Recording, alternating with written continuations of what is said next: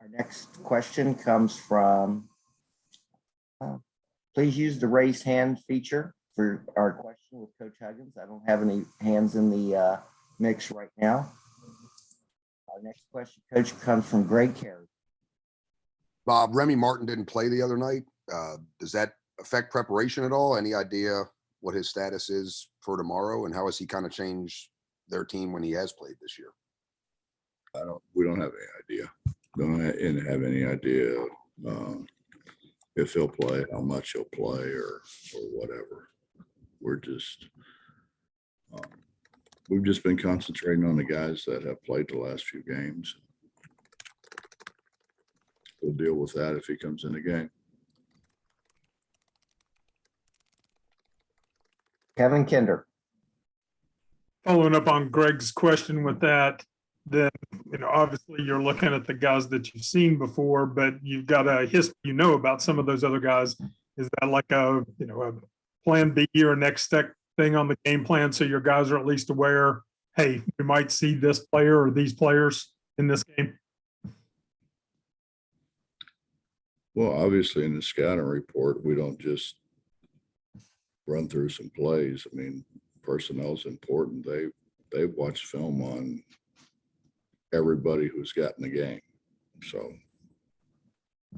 if it's a surprise to them, they fell asleep during film.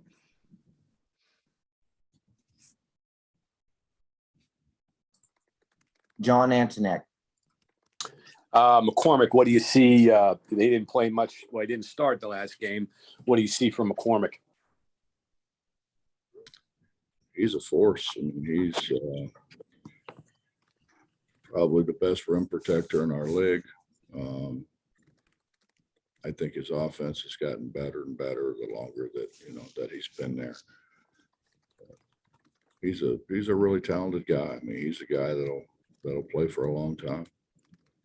Probably a question for Bill Self, but I'll ask you, do you think they sized down a little bit to match what Iowa State did, maybe with the way they played, at least who they started? And I don't have any way of knowing that. Yeah. Okay.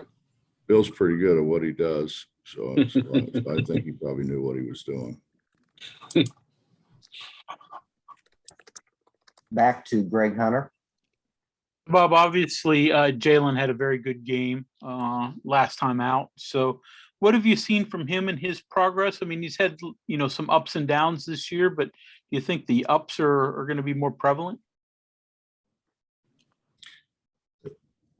Greg, everybody's had ups and downs. Sean and Taz have had ups and downs. I mean, I think that's part of what happens. And then that's why it's important you have other people to kind of, pick up what they weren't able to do that particular game. But no, I mean, JB's been really good. I mean, he's as coachable a guy as you're ever going to be around. He struggled with his shot early. He struggled a little bit early. He's got it straightened out again now. But he's a guy who can do a lot of things and can play a lot of positions for us. He's probably the most versatile guy we got. He said that, he didn't feel his shot was real good the other day, but he just took the ball to the basket, got fouled a lot. Is that just sort of the growth experience, learning that if one thing's not working, turn to something else? Yeah, well, I said this before. He said, his dad did a great job with him as a kid. He wasn't one of those guys that just went out and shot the ball. Corey did a great job with him in terms of what was ahead for him and the versatility that he has. I mean, he's got great versatility, and that's because somebody worked with him. That somebody is his father. So.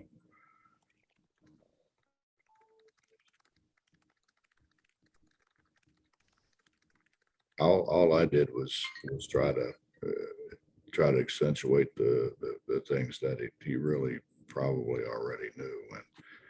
And if a guy turns his head and he's not guarding you, you might as well cut to the basket, right? That's pretty simple. Justin Jackson. Hey, Coach, when you're looking at Abaji this season as compared to, I mean, obviously, I mean, he's been there 4 years. Is he a guy that's basically just shooting the 3 ball a lot better this year than he has in the past? I mean, what else are you seeing in his game that maybe he hasn't done in the past? Well, I think he's probably using his athleticism probably a little bit more. He's a heck of an athlete, and I think he's got a little more versatility. I think he shot, kind of was behind the line more the last few years than what he is now. I mean, now he's a great guy at attacking the rim. He's a big time shot maker. And when you look at, I mean, I don't know, I guess there's always all kinds of different angles going into games, but I mean, he's the leading scorer in the league. Taz is right behind him. Does Taz care if he's, if he finishes as, the league's leading scorer? I mean, does Taz, strike you as a guy that stuff matters to him? No, I don't think it does. Okay. He and Gabe are unquestionably our leaders. Yeah, you're not a very good leader if you're selfish, and he certainly is not that. He just wants to win. I don't think he could care less about who leads the league in scoring. Thank you, Coach. Our next question comes from Bob Hertzel. Yes, sir. Bob, you've played in a lot of buildings in your career. What makes this building that special? Why is it that tough to play there? And what would they be like on a neutral court? Would they be, how many points different would that make? Well, I think what sets a building apart is 17,000 people, and it's 17,000 people no matter who they play.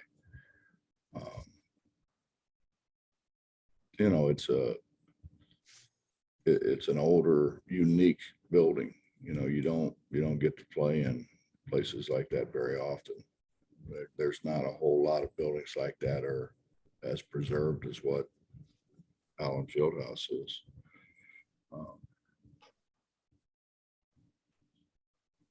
I don't know, Bob, we've had our chances.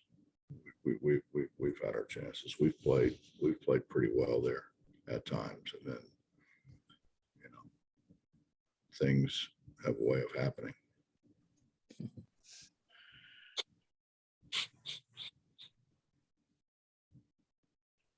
Back to Kevin Kinder. Coach, after the Kansas State game, you mentioned a couple of your bigs, maybe testing the limits a little bit of what you were willing to tolerate. They had lower minutes. And then you had another one against Oklahoma State, I think just had a couple minutes of play. Was that a continuation of that issue, or was that a matchup thing? And where are your two bigs, Damon and Pauly, right now, in terms of, getting back in the lineup? Well, Pauly played down the stretch. I don't know if it's a matter of getting Pauly back in the lineup. He played a bunch down the stretch.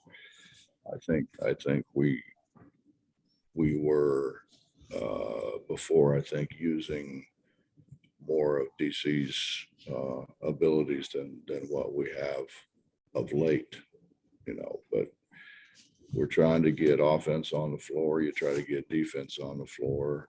And a lot of times guys don't give you both. They give you one pretty good, pretty strong effort, and then the other they're not quite as good at. So we're just trying to win, man, and that's what I, continue to tell them. The one thing I've learned in 40 years of doing this is when you win, everybody gets a lot of credit. And the best way to lose is have a couple guys pop their head out there and say, by God, this is us. We're doing all this, and the other guys aren't doing anything. And then pretty soon the other guys don't do anything. We don't have that. We've got a great bunch of guys that I mean, they like each other, they get along, they have fun, we're going, and I've told them they're well aware of the fact we're going to play the guys that we think at the time are going to help us win, and that's going to vary from sometimes minute to minute, definitely from game to game. And they all want to be on a winning team. That's why they came here.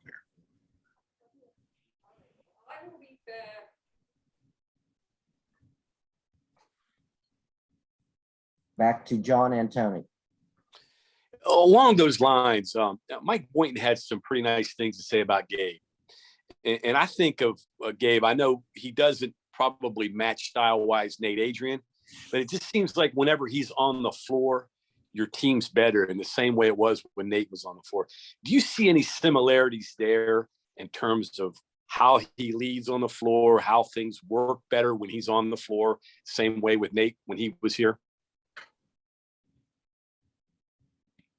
Well, I think the situations were entirely different. Nate played on a heck of a team, and he was terrific in the press. I mean, JC got all the accolades, and probably rightfully so. But Nate was the key to the pressure. What he did over the ball, and the way he understood angles, cutting people off because of an understanding angles, and you know, I think that's an entirely different deal. Gabe is more of a half court guy. If we ask Gabe to go over the ball like Nate did, he might quit, you know.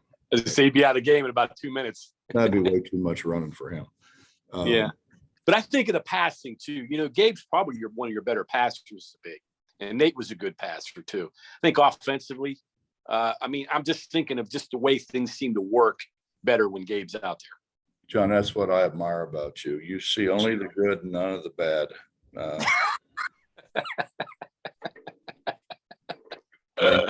You've probably, to this point in the season, you've probably missed about 43 bad passes.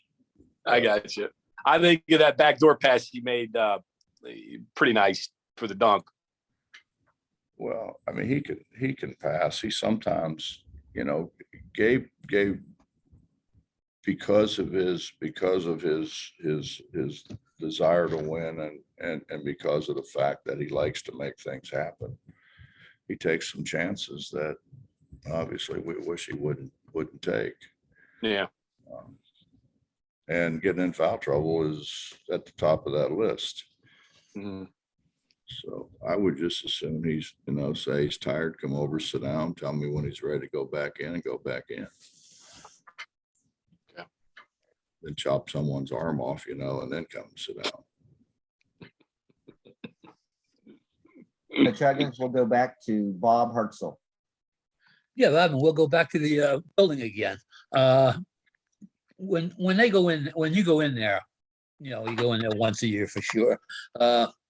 What do you have to tell your team? Do you tell your team anything?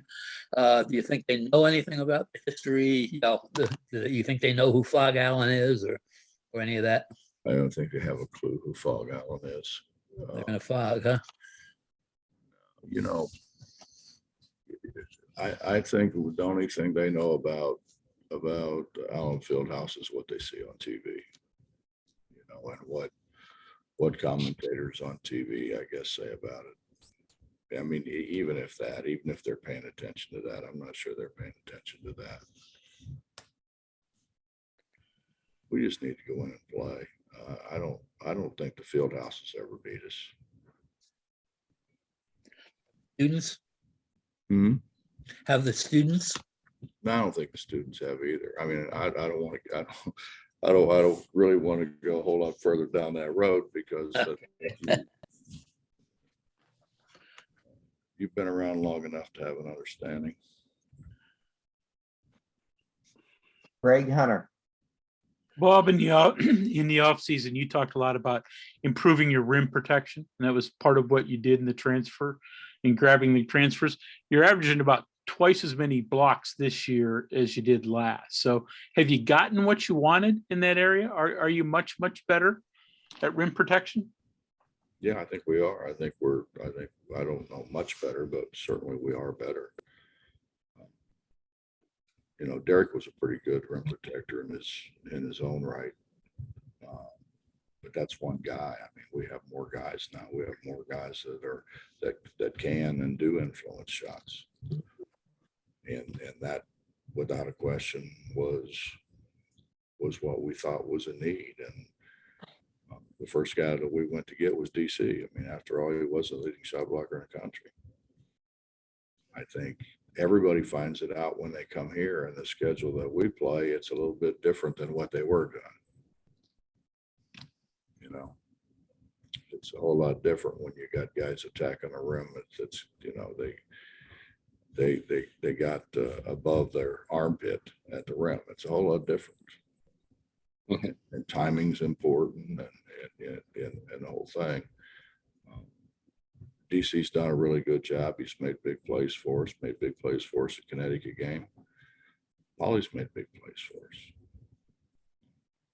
Those two guys in particular are guys that are very adept at changing around the rim, and that's what they hang their hat on, quite frankly. They don't, neither one of them hang their hat on being a three-point shooter. That's what they do. Kind of like Sags, you know, when we had Sags didn't shoot threes, but he was pretty damn good at what he did.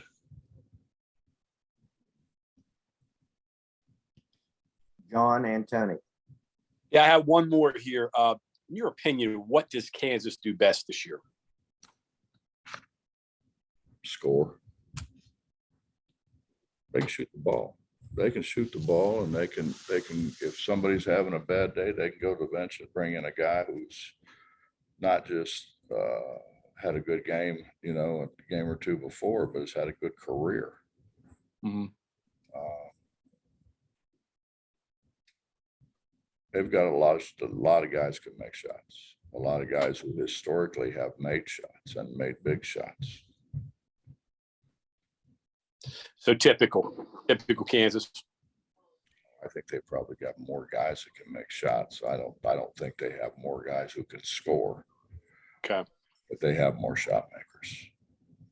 Okay. Greg Carey. I'm just curious your thoughts on this next kind of 3 to 4 game stretch. Is it about as tough as imaginable and about as tough as you've ever had? I really haven't thought about it. Our focus has been on Kansas.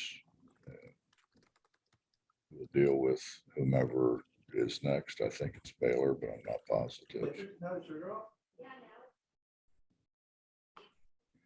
You know, there's that old adage about one game at a time. And I'm not big on adages, as you know, but I mean, I think you have to take care of your business at hand. I think when you start worrying about business down the road, you generally don't do a very good job in what you're doing at the time. Justin Jackson. Coach, I'm just kind of interested in, you know, your matchups of the guards here. Obviously, Taz and Abaji, Braun, and Sean. You know, normally you can kind of go into a game and maybe take your best offensive guy and kind of, you know, hide them and, you know, and keep them out of foul trouble. How much of a difficult task is that in a game like this when, you know, you're looking at 2 or 3 different guys out there on the perimeter who can score for them? Well, Justin, we really haven't done that all year. Taz plays with, I think, a great deal of intelligence. I think Sean plays with a great deal of intelligence. They don't do dumb things. Right. Now we have other guys who make up for it. But they generally speaking don't do dumb things. So it's not as big a question of who do we put them on because they're going to foul out or anything like that, because They know what they have to do.